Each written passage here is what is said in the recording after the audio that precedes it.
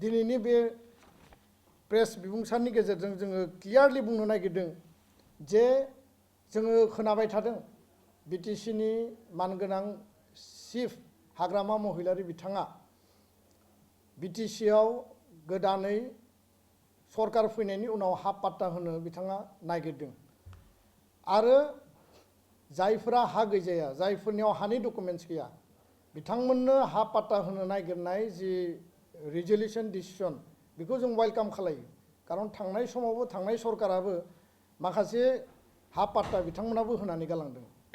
किन्तु खोथाया जाहैबाय जे बिटिसिनि 6 शेड्यूलनि हाखौ होनो थांनायाव हा पाट्टा होनो थांनायाव जाहाथे बेयाव बे खोथाया स्पष्ट जायो जे रियेल इंडियन सिटिजेना सोर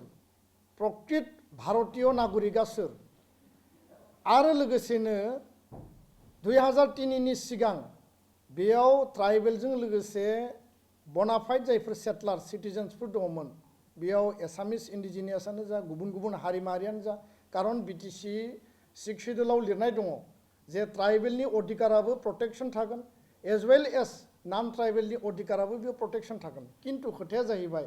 रियेल भारतीय नागरिक 2003 नि सिगां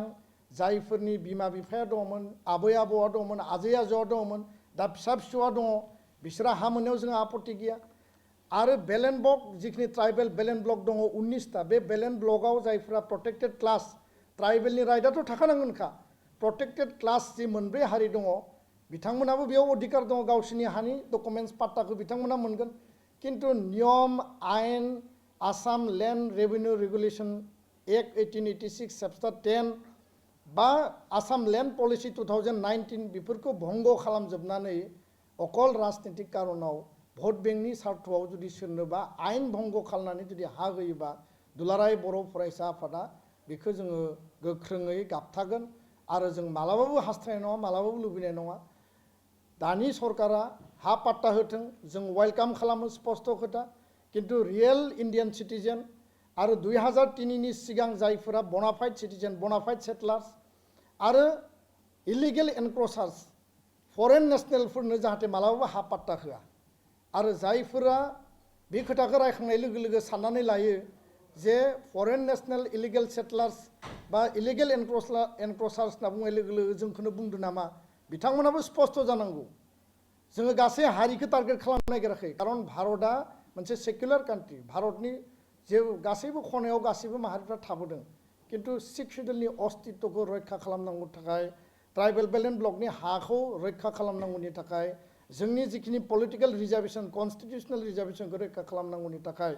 दिनै जों बे खोथाखौ स्पष्ट बुंनांदों आरो स्पष्ट नीतिजों दानि आथिखालनि काउन्सिला जाहाथे हा पाट्टा होनाय खामानिखौ मावो कुनु कारनाव इलिगेल एनक्रोचार फरेन नेशनेला इलिगेल भाबै आयेन भंग खालामनानै जाहाथे हा पाट्टा मोना बिनि फारसे बयबो नोजोर होनांगौ आरो सरकारा बिनि दायित्व आरो बिबानखौ लानानै खामानि मावनांगौ अब्लानिया रायजो राजाया बयबो वेलकाम खालायगोन दा बेखायनो कार्बि आंलंनि जि जाथाय बे जाथाया गावनि हारिनि ट्राइबेलनि 6 शेड्यूलनि अस्तित्वनि खैफोदखौ मोनदांनानैसो जादों खारन बिथांमोना बुंदों दिनै कार्बि आंलंआव 10 लाखनि खाथियाव पपुलेशन दं बिनि मोनसे समाव 70-75% मोन दिनै कार्बि आंलंआव कार्बिफोरनि पपुलेशना 35% फैबाय आरो कार्बि आंलंआव बर'फोरबो दङ 45,000 50 बोसोरनि सिगाङावनो दिनैबो 45,000 दङ बर' ट्राइबेलफोराबो बेयाव बारायाखै बेखायनो